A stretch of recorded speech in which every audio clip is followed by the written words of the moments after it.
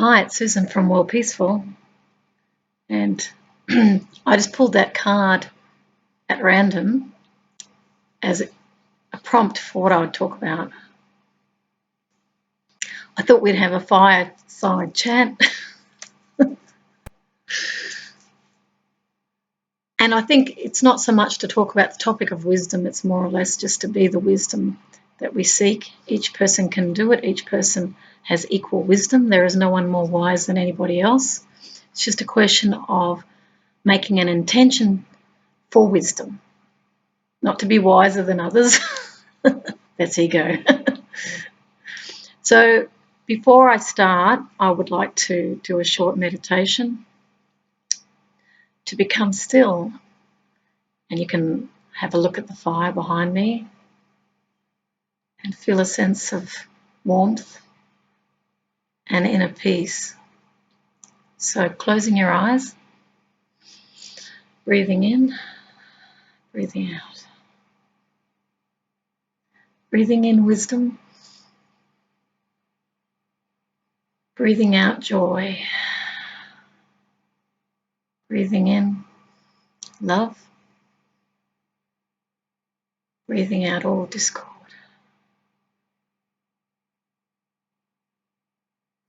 Breathing in stillness.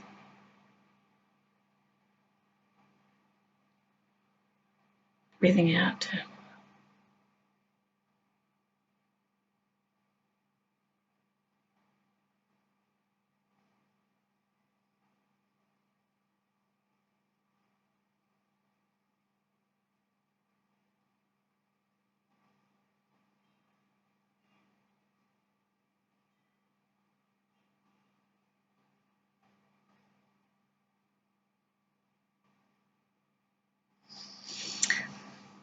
When I meditate, it's not about channeling, just for those who think it is, it's not. It's simply getting still enough to deeply listen to one's own self. We all have, as I said in the beginning, equal wisdom. No one's wiser than anyone. It's just that I guess some people remember and others may be still remembering. Another way of putting it is some may be sleeping and others awakening. Now, I thought I'd actually talk a little bit about the world. It seems to be very insane for a lot of people who look at it. They see it as very, very busy. They see people getting more and more negative. Things are getting more and more expensive. Certainly here in Australia, we've found housing prices have gone through the roof. And this is because of a global market where we've globalised and more activity is coming into countries. We have global players that are active right across the world. It's like a big chessboard. Strategy is being implemented in order to maximise profits, keep costs down, find the cheapest commodities, cheapest resources in order to produce those products. And it becomes this business paradigm. The world wasn't like this 50 years ago, although certainly back a few centuries, mercantilism was happening, which is trading. And it seems since the Industrial Revolution, things have just become more mechanised, then things became more information technology based. Things really sped up, particularly with IT. So what people are seeing is more organisation is happening around their lives. We have speed cameras, which we didn't have when I was a child. We have paid transport, which we didn't have when I was a child. Many things were free because they were considered public goods. Is an economic term, meaning that it belongs to the public. In those days, government raised taxes in order to provide services and goods right across the board for the society. Business was really small to medium sized. The multinational companies started to emerge more from the 60s and 70s and 80s. Some were big trading companies to start with, and then they become more organised. Some became diversified, organisations where they had a related diversification in the same sort of industry. Others were what they call conglomerates, where they bought up lots of different types of businesses or in lots of different areas. So the world has sped up definitely and become more complicated. And I do feel that many, many people are actually feeling it's all too fast. Many people are seeing the technology taking over. I know certainly older people, 60 years plus, are very concerned about what's happening for the young people because they see them all plugged in. They don't communicate with each other very well. They isolate more. We move around our cities and people are not looking at each other. People are plugged in, ignoring the world, and this is a recipe for a disaster. It really is.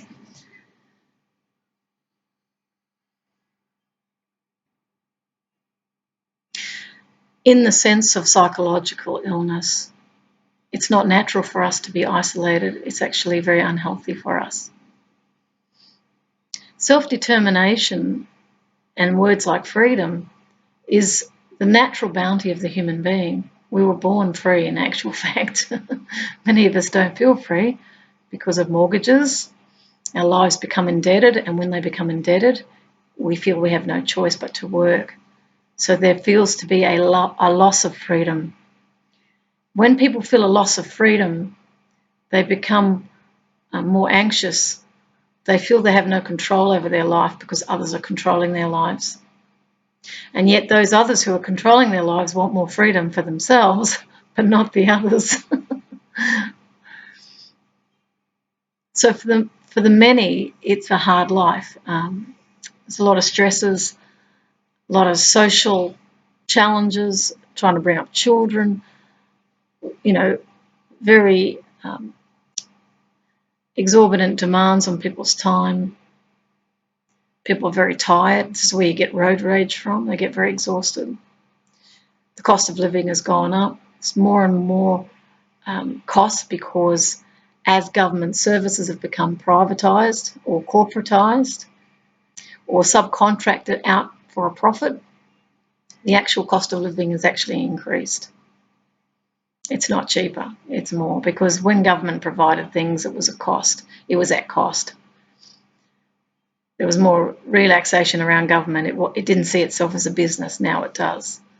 And that business ethos has permeated everything, which means you have to pay for everything. That has real consequences for those on low incomes. They can't afford, they can't access the same things as other people. For example, when you have tollways, which were paid for by the people in respect of highways were originally paid for out of tax. Then tollways came along, and that was a traditional area of government, and now it's become a private enterprise. That means that every time you travel on those tollways, you pay.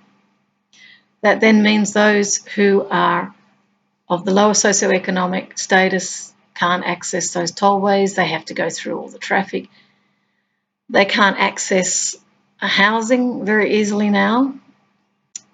We also have differences in housing in respect of how much you can afford to buy a nice house, a nice home. What I've noticed, certainly since I've been on low income for a long time in actual fact, but I have lived in very nice places too when I've house sat. And also when I lived back in Canberra, I had a nice place at the time. But what I've noted since I've been on my own is the housing I was able to access. My last one was actually a converted garage. I liked it. But from a council point of view, it was substandard and it was actually an illegal dwelling. I didn't know that at the time. I just saw it as cheap rent. Now, I paid $150 a week for that small one-bedroom converted garage. I can remember back in the 80s when I was living in Brisbane, I paid $140 a week for a 3-bedroom house, myself and my partner. We had tenants. It was incredibly cheap. Today, we're seeing prices going through the roof. Anybody on any sort of income support, it hasn't kept up with the increasing prices. So the real income for people on low income has actually fallen. And I'd like to say to those listening, people on low income actually pay more in a respect of a proportion of their income. They typically have to pay for public transport. They pay more. If they're living alone, they'll pay more for food. It's not shared. They'll pay more for bills. It's not shared. If they go out to eat, they have to pay for the whole thing themselves. It's an incredibly expensive life when people are on their own. So in a sense, their socioeconomic status diminishes if they're alone.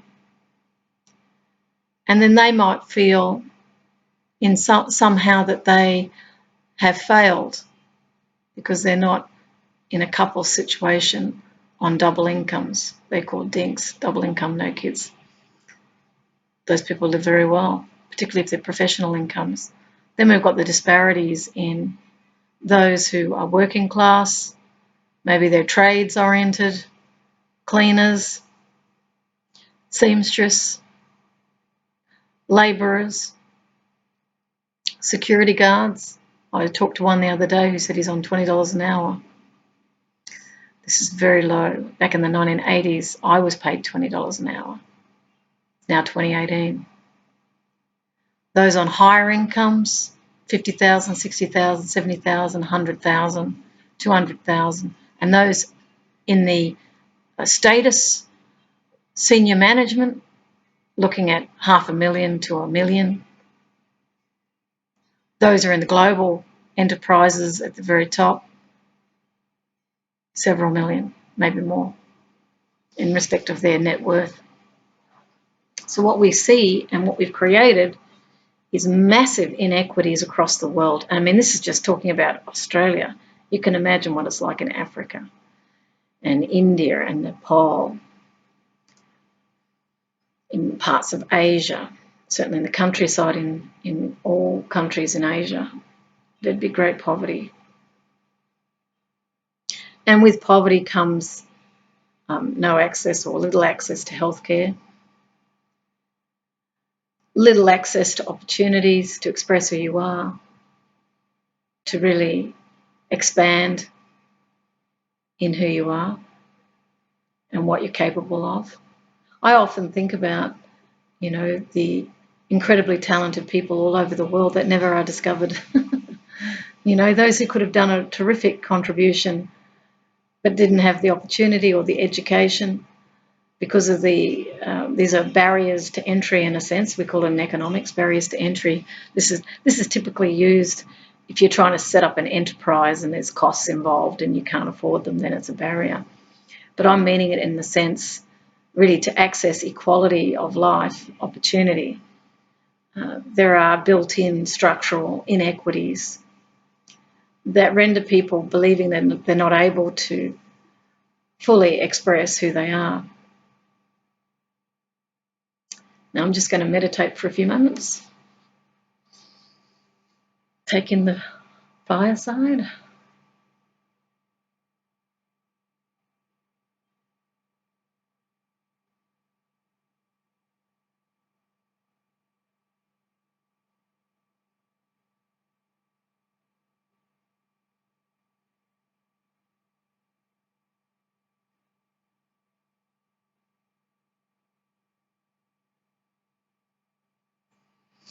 This discussion is really to assist people to come into a different understanding of who they really are.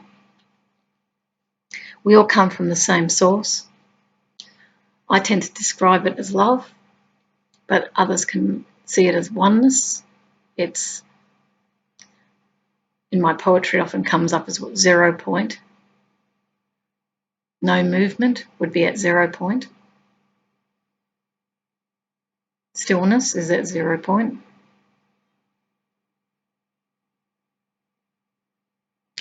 And consciousness is this intelligence that imbues all life force. It's an intelligence. If one looks at one's own body, you didn't create your body, but there's an inherent intelligence. There are automatic processes within the body that happen without your thinking, without you consciously having to make those things happen. The body is very intelligent. The mind has the capacity to be anything. We have the neural networks in the brain which pattern in accordance to what we focus on. That's why focus is extremely important. What you focus on expands. What you think about, you bring about. If all life is energy, and we can feel that energy, we can feel it in our bodies. So if we stop for a moment and just breathe in, I want you to try and feel the life force energy within your own body. So imagine the energy of your body. Just feel it on the inside. Feel it in your hand. Can you feel the warmth of the skin? Feel the aliveness.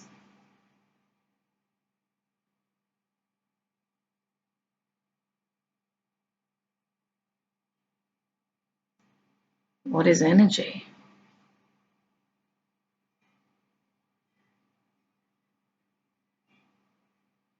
I see it as intelligence.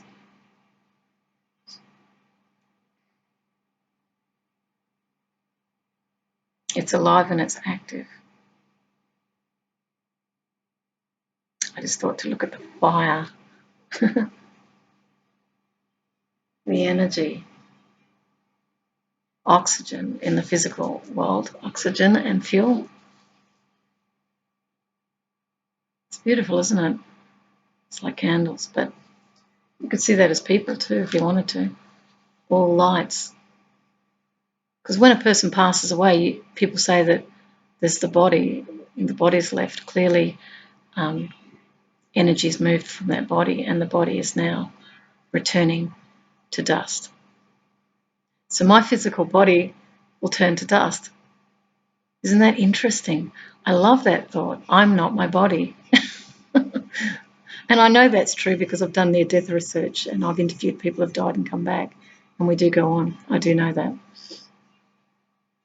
Sometimes people get memories too of past lives. I'll tell you about, I'm sure I've mentioned this before in one of my other videos, but Bridie O'Murphy, I think her name was, Bridie Murphy. She was actually not of that name, but she was an American, a woman of around 30, who, as a child, kept drawing this church. She kept drawing this small village.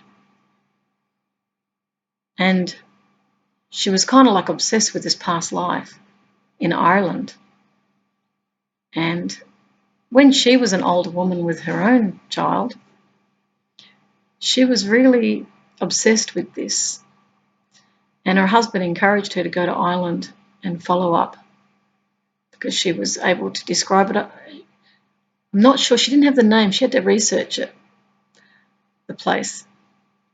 But she did find this place that she had a memory of from a past life. Now, what was really amazing about this story is that apparently she had children and she'd died in the previous life. So what I mean by that is she had children in her prior life, which was just prior to this life. Now, apparently those children were still alive. They were grown up, they were old, they were like in their 80s at this point. She travelled to this Irish town, this village. She recognised this watered, I don't know if it was an inlet or ocean, can't quite remember. I guess it would have to be the ocean if it's Ireland, because that is an island. And she remembers being out there with her child She speaks of having died in childbirth to her last child. I think she had 5 children, and she died with the 5th child. And she was terribly distressed at leaving her children in that prior life.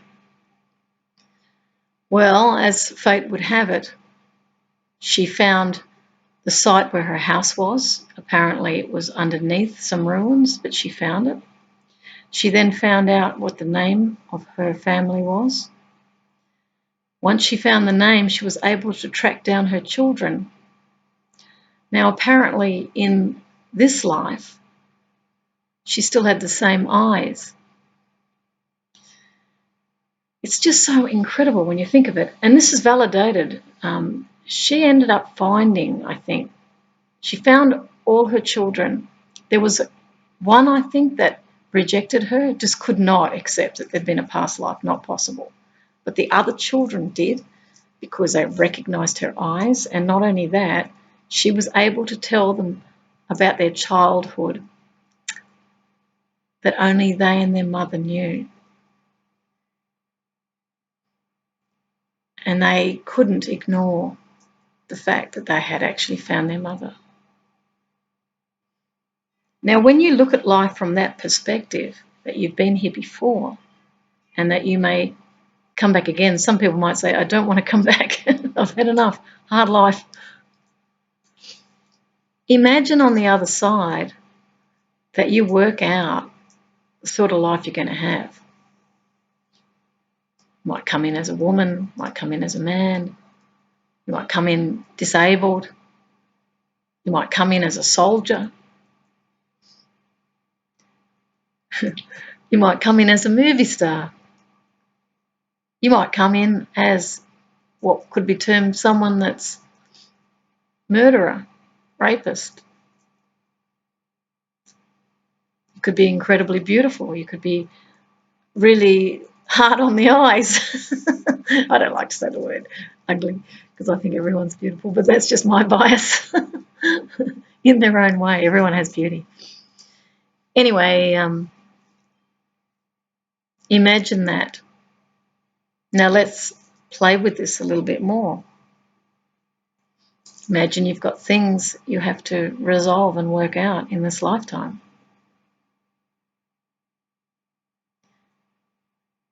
Imagine someone's in poverty, someone's wealthy.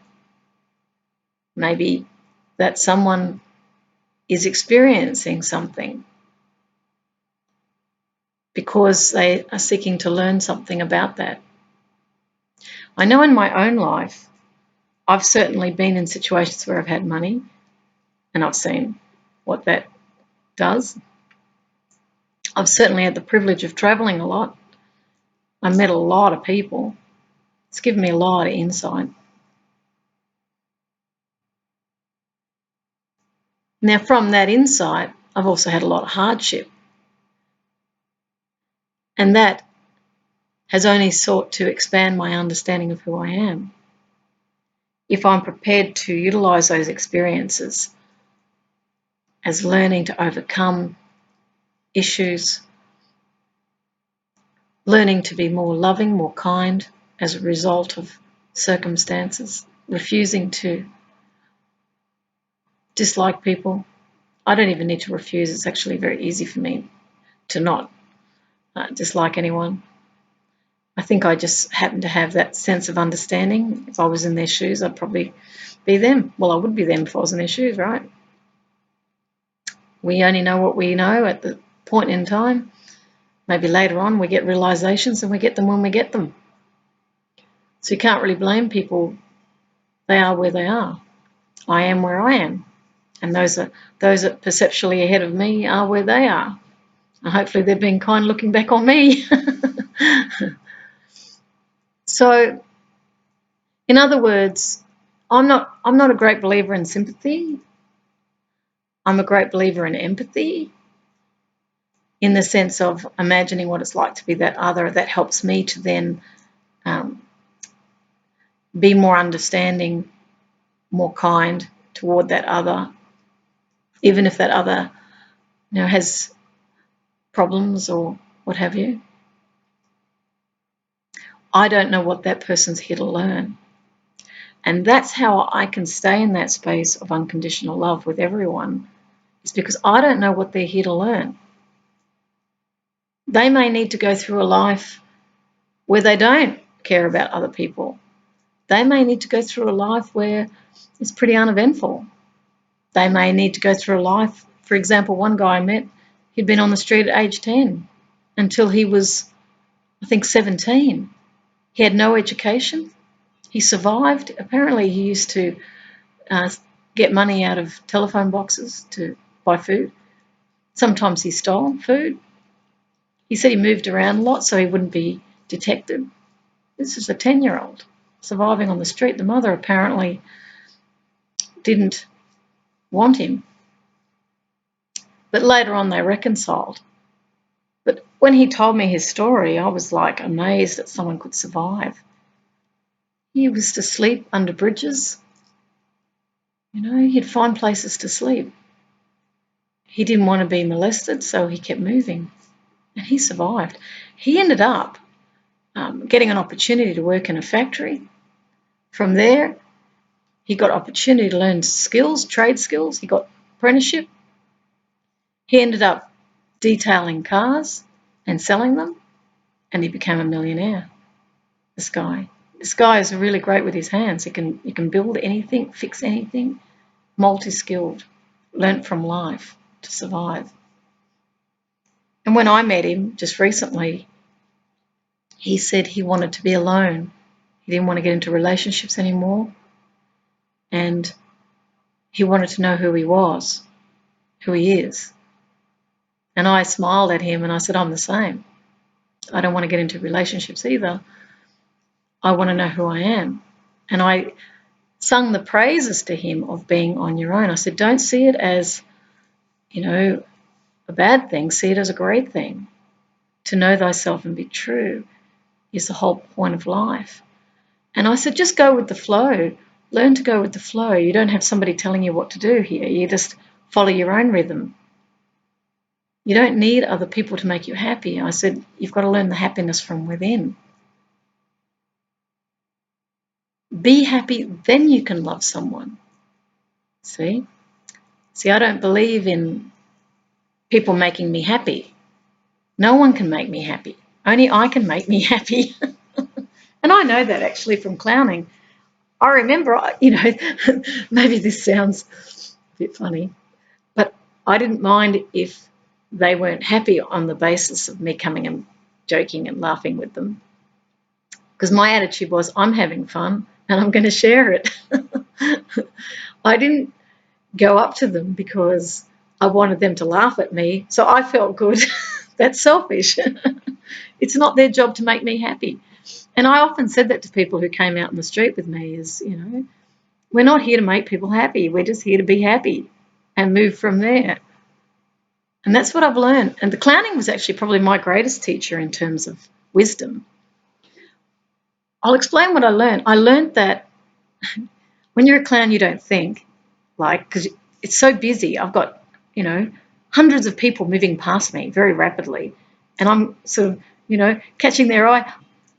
I often do that. I blow kisses at people. Nice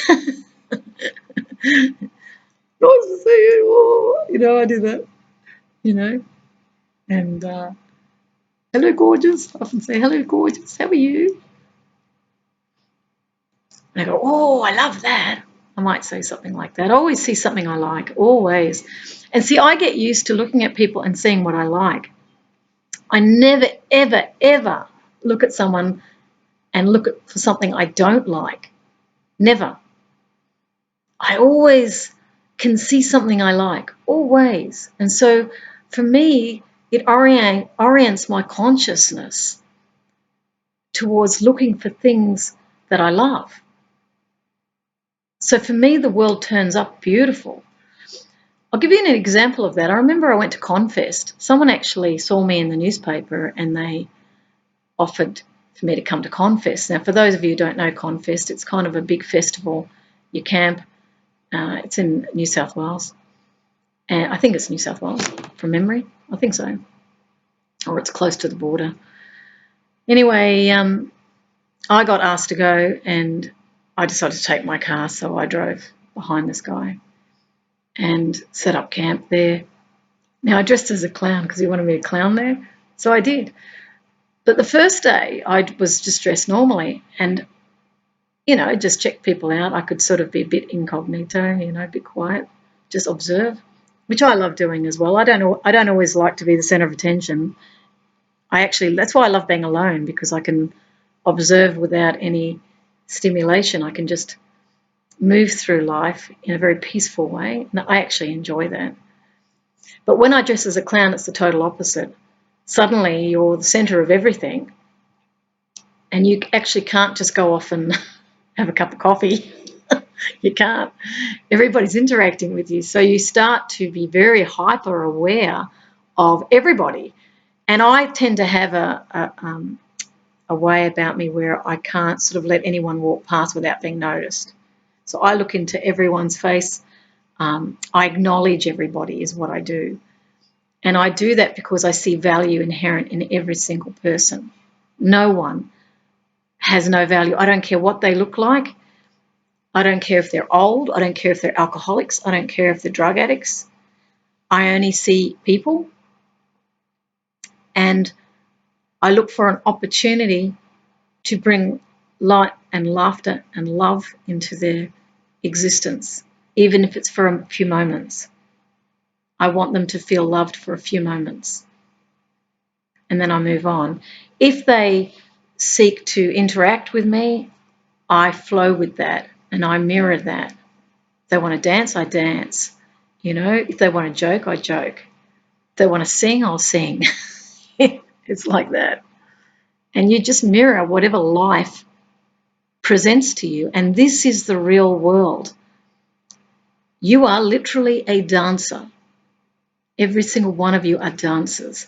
We have been taught to not dance, to look down, to look away, to not be silly, to not break out, because we'll be seen as foolish, we'll be judged, and that comes from a very, very negative mind, a very insecure mind, because all negativity is fear-based, all of it. There are no exceptions. Whenever you have a judgment, whenever you are gossiping about someone, whenever you are putting someone down, saying something unkind, it's actually the fear within you that's distorting that other person. This is what I learned from being a clown. When you're a clown, I always laugh when I hear the word clown. I love clowns. When you're a clown, you only see what's beautiful. And that doesn't mean I haven't seen negative things. I have. But I always look for the good. I can even remember some friends of mine were involved in a protest, and I came as a clown. And they were trying to negotiate with the police to take a big truck with a pink love heart on the front into the middle of the city here in Melbourne. And I kind of bounced in as a clown. Woo, nice to see you. Hug the cops, And that's what I do. And I found out later that it actually diffused a lot of tension in that moment when I bounced in, oblivious, innocent, just spreading love and joy. And that's what I do. And that's why I used to go to protests, was not to protest, but it was actually to remind people to lighten up a bit. And if there was any tension, I was experimenting with utilising the clown as a form of non-violent interaction to distract people away from anger. And it can be very hard. If some of them are small protests and they're very intense, there's a lot of anger there, that can be very difficult. I did try once with a particularly small protest, but it was really intense. The people were very angry. It didn't quite work then. But I understood that. It was just too small. If in the bigger ones, you can get away with it. And I can dance alongside people and just...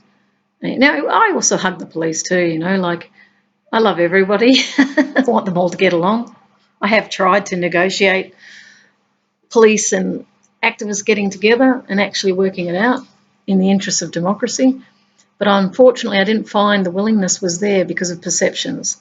And those perceptions, I'd like to say to people, are not true. You have an opportunity always to resolve conflict. I don't believe in utilisation of laws to curtail freedoms.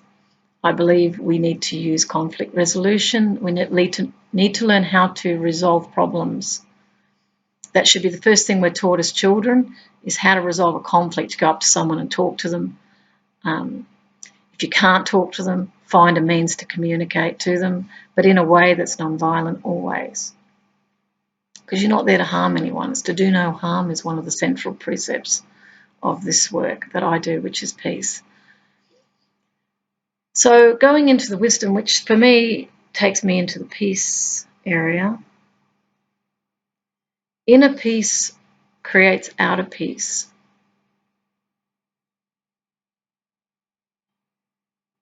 I'm just going into that for a moment.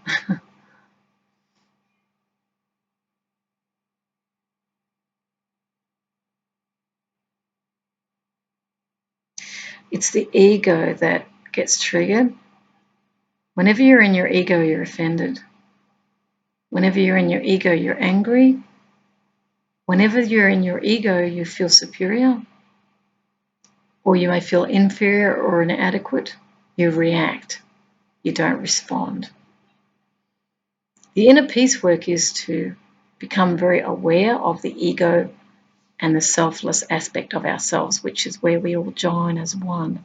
That's why I've talked in my previous videos about values. Universal values is what I felt inspired to write.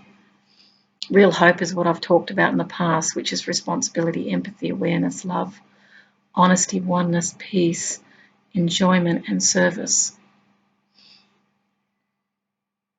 The clown is to remind everybody that we're here to laugh, even in the most difficult circumstances. I mean, I've been in places that are under curfew. I was up in Kashmir when the curfew came down. I was very lucky actually, because I flew in from India and I couldn't find how to get transport from the airport to my friend's place.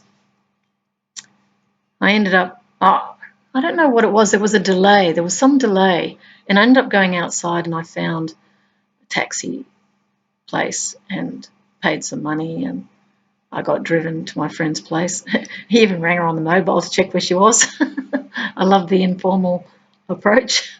But as we drove through, there was barbed wire on the streets. I saw military vehicles. I saw protests in the city. I saw guns.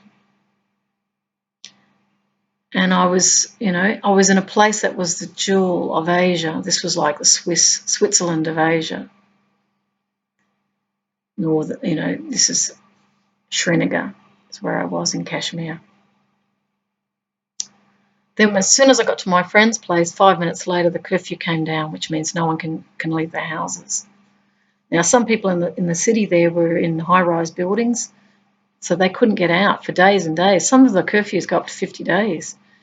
But my friend and I did go out at night, and I asked her if we'd be okay, and she said, yeah, they won't shoot women. I don't know if that's true, but she said we should be right. The Indian men like the women. I don't know if that's a good thing or a bad thing, but let's just say we did walk through unaccosted. But I noticed the guns, and I saw, soldiers with batons. I saw beggars. I also had the opportunity to go into a mosque, so I had to wear the hijab, cover my hair, and go into a mosque. Met a lot of beautiful people. The Kashmiris are more like Sufis. They're more Sufi-oriented. They're beautiful, gentle people. They make everything. We slept on the floor. She'd made, they're all handmade sort of mats, you could call them. Very comfortable. Showed me the tapestries they had, and they had beautiful silver goblets and all handmade. Their clothes were all handmade, beautiful. They wove their clothes. Kashmir was on the Silk Route as well. It was a trading place. I mean, people in that part of the world all knew each other. So it was very, very, very sad to see that they're under house arrest. And I thought a lot about Gandhi when I was up in Kashmir. I know he would have done what he did with Pakistan. He tried to go to Islamabad, I believe, when there was that move towards splitting India into two countries, the Muslims and the Hindus. And there was still a very large Muslim population in India as well. But Gandhi was talking about the devils running around in our heads, trying to help people to see that everybody's a brother and a sister. And see, those of the spiritual nature, those who are coming into that wisdom, start to regard everybody as their family. You start to see there's no enemies, just the devils, as he said, running around in your head, which is your negative thoughts believed. They get indoctrinated in through our culture, through our socialization, through education, through history, where we've said this person or these people are enemies. We then treat people differently on the basis. This conversation started off with me discussing inequities through poverty and wealth and how we live differently and how we access differently. We're not in an egalitarian space where everybody is sharing of that bounty in a fair way. And really all equality is, I see it as an equality tone, is the way I've felt it in poetry. It's like a tone, it's like a sound, but it equalizes. It's like the homeostasis in nature is a tone. Nature itself moves always back to equilibrium in order to rebalance. If a species is not able to adapt to changing climate or changing environmental situations, it dies off.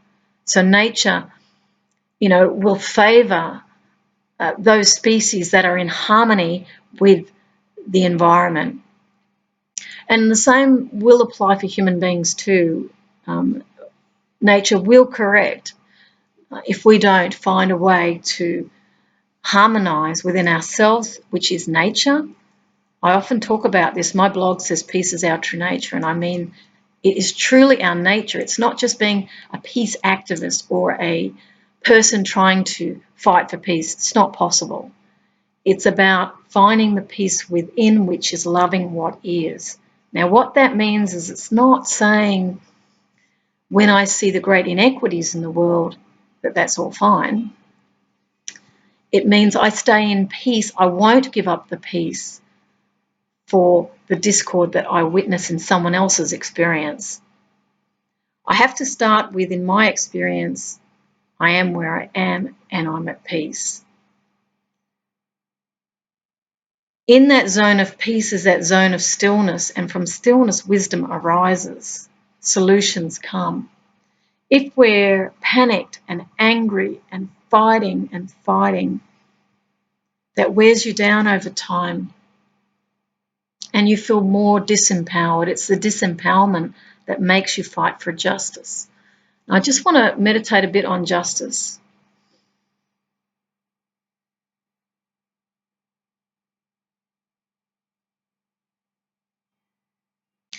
You can't force justice. The word just is comes. It just is what it is. And that doesn't mean you can't speak your truth. You can. But you can't do it with violence. Well, you could, but if you did, that would be a negative which would attract negative to you, like attracts. Peace is not appeasement. It's not saying I do nothing. It means I'm still enough to be active. It means my life can be moved by inspiration.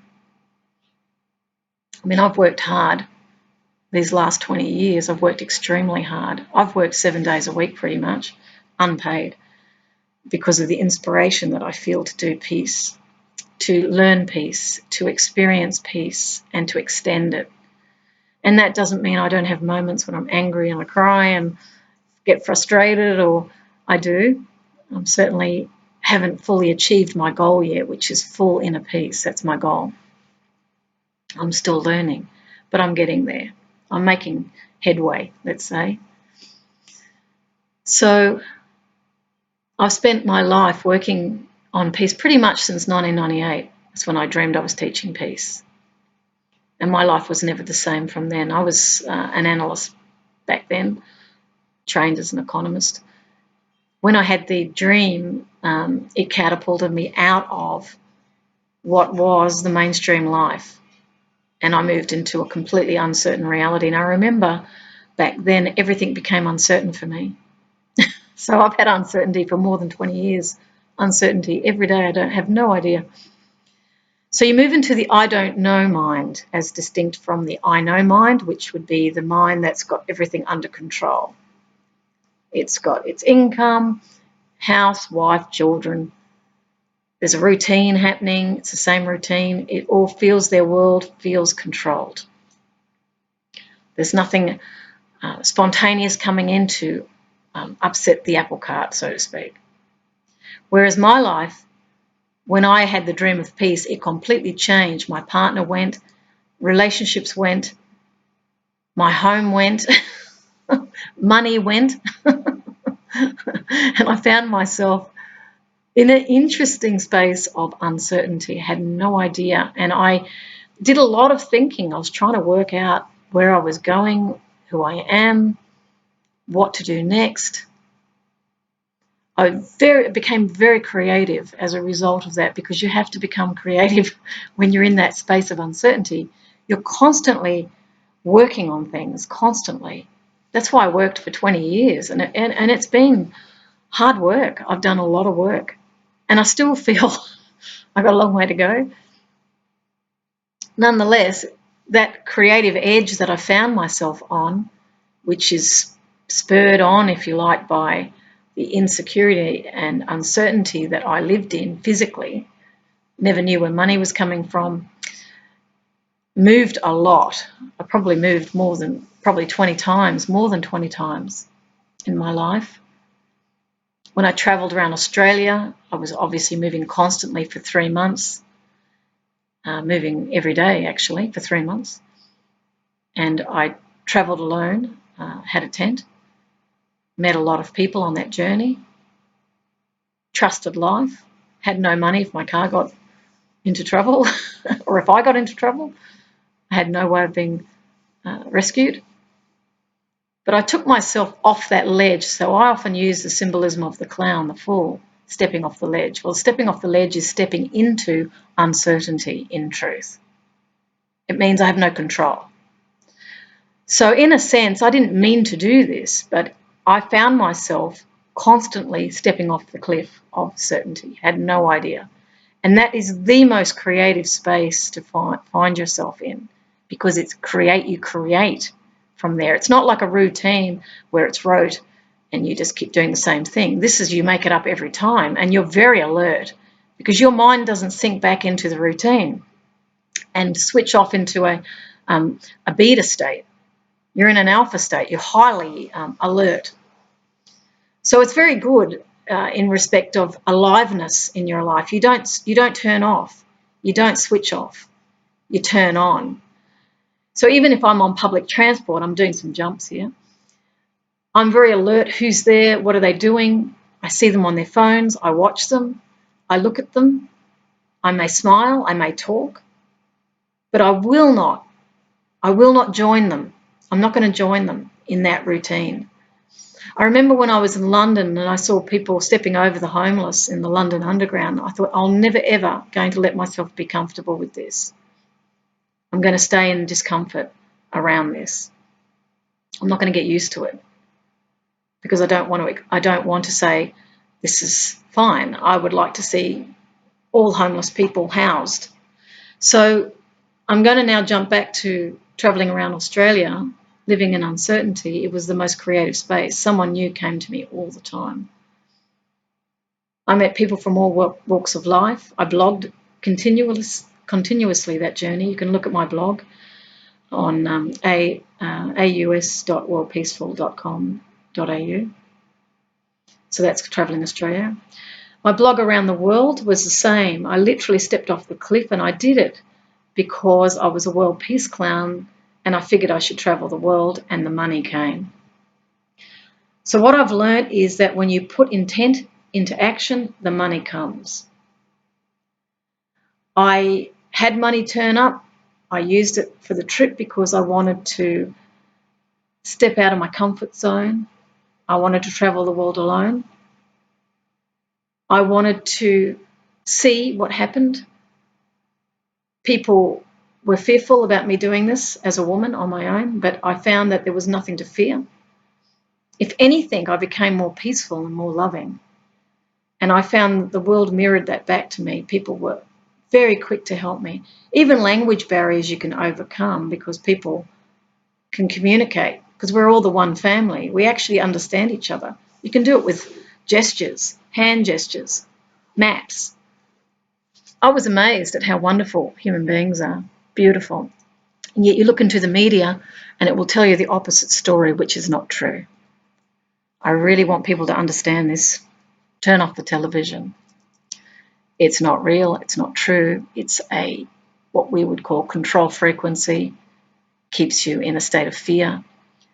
It reports on all the worst things that happen. It shows all the people who are committing crimes. The world's not like that. The world's full of wonderful human beings. That was my experience. Very generous. Some of the poorest people that I met in places like India gave the most. Very generous. I found in some of the Western countries it was harder to get a couch surf because I was couch surfing. What couch surfing is, it's not standing on a couch and surfing. No. It's actually people. It's a big network. It's actually a peace network around the world, and people put up profiles and you can request a place to stay and people will house you for free. And they'll feed you, they'll give you maps, they'll show you around their city, and then they might come visit you in your country. It's wonderful. I had nothing but wonderful experiences. I went to sacred sites around the planet. You know, I learned about these burial mounds that they had in places like Ireland and Newgrange. That was interesting. I've been to Stonehenge, been to Avebury, you know, felt the energy in these places. I knew that Stonehenge was not a bunch of rocks like my English friend had said. It was high energy in that space. The Egyptian pyramid was the same. I felt the energy, advanced, wise, very wise civilization. This is very advanced, more advanced than us. That's why in my poetry I often connect to the ancients, because they were far more sophisticated than what we are. Somehow we've regressed in our knowledge. The more technological we become, the more we lose connection with our inner spiritual, psychic, our inventive, creative aspect. And that's a real tragedy for humanity. There's nothing wrong with using a bit of technology, but to not allow it to take over. It's not meant to be some control paradigm. It's meant to be labour saving.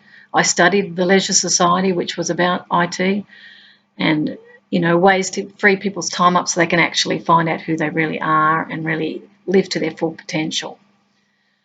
So in my journey, I've really experienced a lot. I've worked in hundreds and hundreds of companies.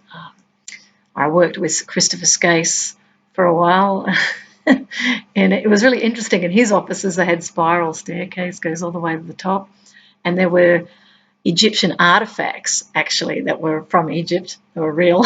It was a museum. And I remember they had butlers up the top. He had television stations in the Quintex group. It was very interesting working there. I've worked in submarine bases. I've talked about this, I know, in one of my videos, clip-clopping through a hangar. I always remember that. 1,000 eyes. I've worked in banks. I've worked for lawyers. I've worked in hospitals. I've worked for the police. I've typed up police transcripts, police interviewing, police interrogations. I've been in jails and I've recorded the meetings.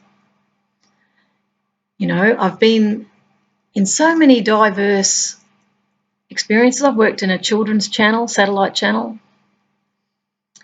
I've worked for some very famous people, some in London. I've worked near Harrods in London for a very wealthy woman who choreographed a musical. I learned about upstairs, downstairs, how I used to work with the secretary, and, you know, they told me stories about what goes on in some of the parties and the Learjets that fly from London over to New York and, you know, just their lifestyle. But you know what? I never envied it. Never. I never envied it. I saw complexities, and I know in this particular case with this woman, she was not happy. But people treated her like she was God because she had money. And she lost herself because of that, in actual fact. She really did. And that's why I would never want to be famous.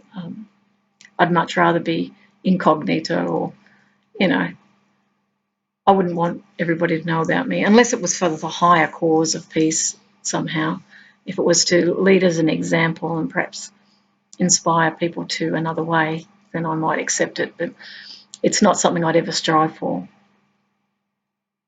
I never strive for money either. I've never, ever been motivated by money.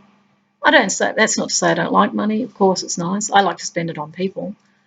If I had a lot of money, I would invest it in, you know, bringing joy and happiness to children. That's where I'd put it.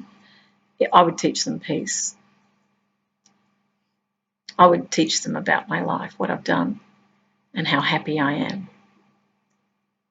I'm so happy because I've done all the things I've wanted to do. I've been free. I'm very, very happy because I know that I can do it without money. This has been a major revelation. I've gone in a direction quite opposite, not deliberately opposite, but just opposite to what everybody else is doing, because I've chosen to follow myself, and that's my nature. I was like that when I was young. I always wanted to do things my own way. I'm not rebellious. I'm just I'm inner directed. I'm not directed by other people, but I respect people, and I would certainly be happy to cooperate with people if it's not causing harm to someone. I will never cooperate with what I perceive as violence or anything that I feel is not healthy for our society.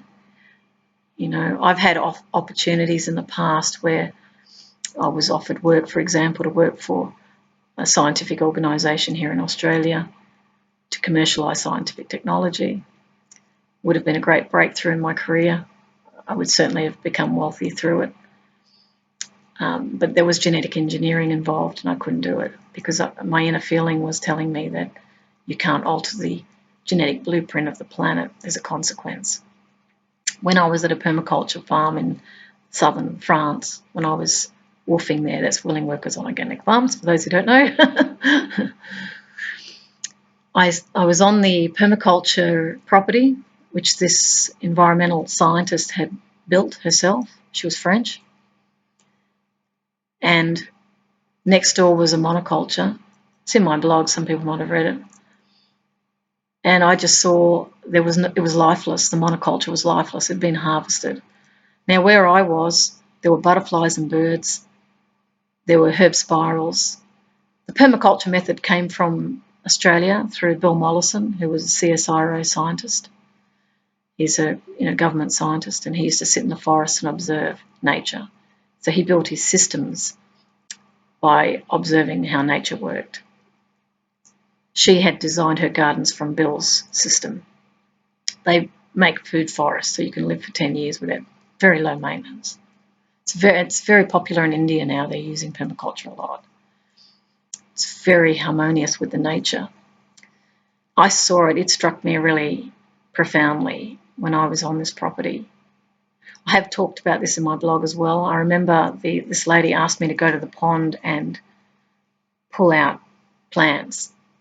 I had to do it with a knife. I didn't like the action. I really was uneasy about stabbing at the earth. It didn't feel right. And you won't believe it, but that night I had stabbing pains in my ovary. I had an ovarian cyst. I could barely walk. For 4 days I was in absolute agony.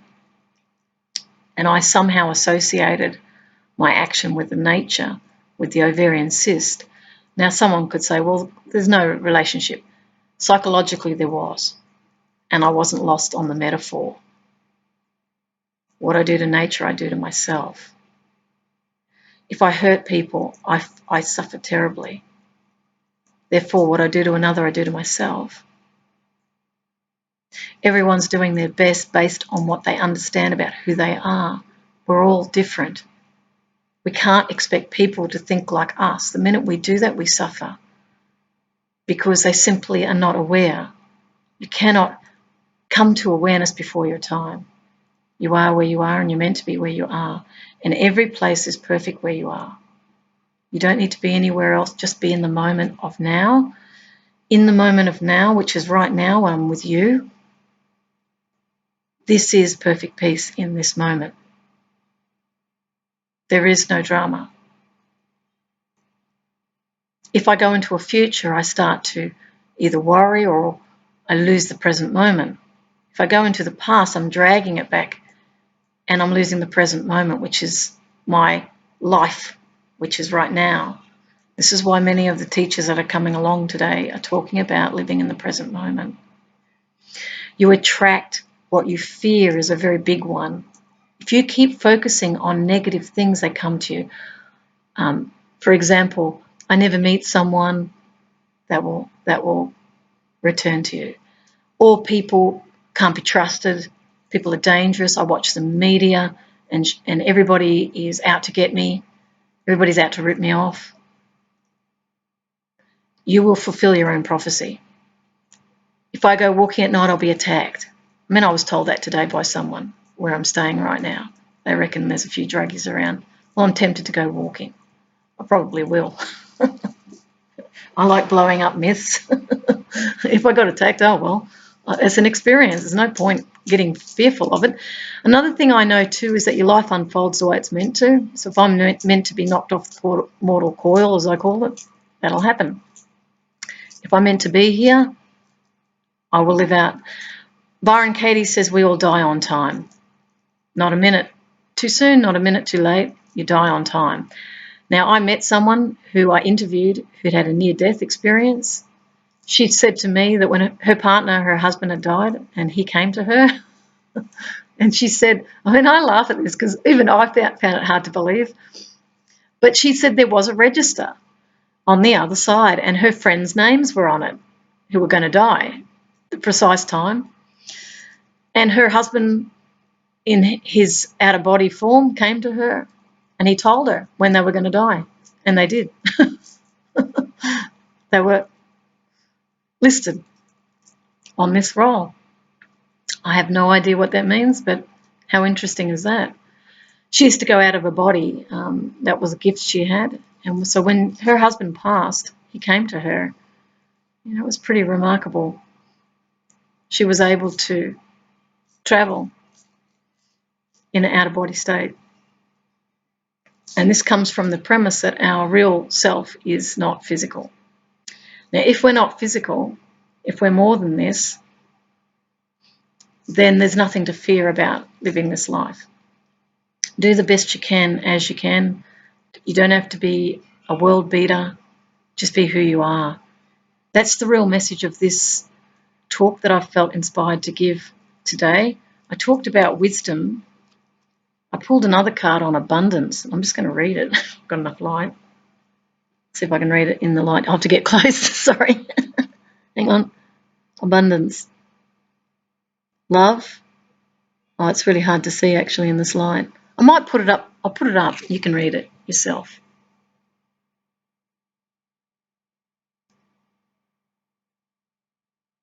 I'd have to read it backwards from the way I'm looking at it.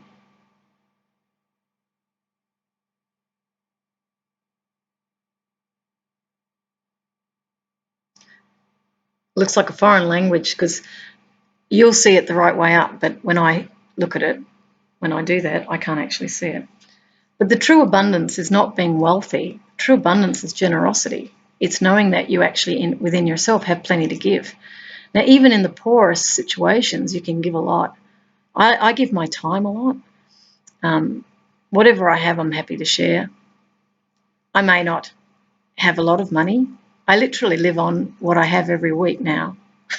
I have no savings, nothing valuable apart from my car. People tend to laugh at that. I've got stickers all over my car. It's a real hippie car. But gee, it goes really well. That car's abundant. That car's carried me for a long time. And I just laugh. It's a miracle. But for me, the abundance is, look where I am at this moment. I'm in a really, really beautiful place. I feel really happy. You know, what I have is what I want. I have everything I want, but I need nothing. Some wisdom from a very wise teacher who said, you need do nothing. Now, does that mean I just sit here for the next 20 years? No. It means be. This is beingness, what I am right now. I'm speaking to you from my heart. I'm just being in the moment, and I felt to do this in the moment. This is abundance. I'm sharing for you. That's why I produce a video. I'm doing it for you because I love you. And someone will say, well, how can you love people you don't know? Because you are me. I see us as human family. I know that love is the great healer of this planet.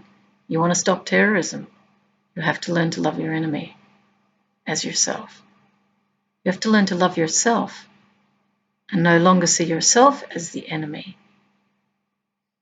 It is to know that what you see in another is in yourself. It's projection. That's not to say people don't do negative things, they do. But to become very still and mindful of how we judge each other. If you want the violence to de-escalate across the world, you have to de-escalate fear, because all violence comes from fear, and it's always a call for help. It may not look like that. It may look like bravado. It may be very armed. It may have a lot of weaponry. But beneath all of that is fear. Because love has no defense, you see. Love stands naked. Love is vulnerable. Why? Because love can't harm you. You might feel threatened by love, but love can't harm you. Love can only help you, and speaking the truth can be the highest love to those who may find it hard to hear. And to them I speak in this moment. Know that I love you. Because there are many that I communicate to as I feel inspired, because I have to find the courage to speak truthfully. The harm that you do comes back on you. And what I want is for you to have a happy life. I want a happy life for the children as well. Now, this is just my truth. You have to take from life what resonates with you. It might not be what I say. But just know that the intent is for peace, is for awakening. And often I talk about awakening the full. That's my highest wish, that you awaken the full in you. So I send you wisdom, and I send you abundance, because they are one and the same, to find your true expression of who you really are and to live your truth in every moment. Inherent within that is your greatest happiness and joy. Whenever you are in a state of joy, a state of love, and profound wisdom, you're in alignment with the life intelligence. You're in alignment. Whenever you're in states of anxiety and fear, jealousy, anger, you're living from a core of fear. You have to look at the fear. When you face it, sit with it, transmute it, it will release. But you can't push it down, you can't push it away. You have to face what you fear. And then you realize that the snake is just a rope. There is no snake, it's just a rope. and that rope is to pull you in. It's rescuing you. It's not to hurt you. Everyone is out to do you good, in actual fact. That's the cosmic joke. Anyway, I send you love, peace, wisdom, truth, and abundance. Have fun. Bye.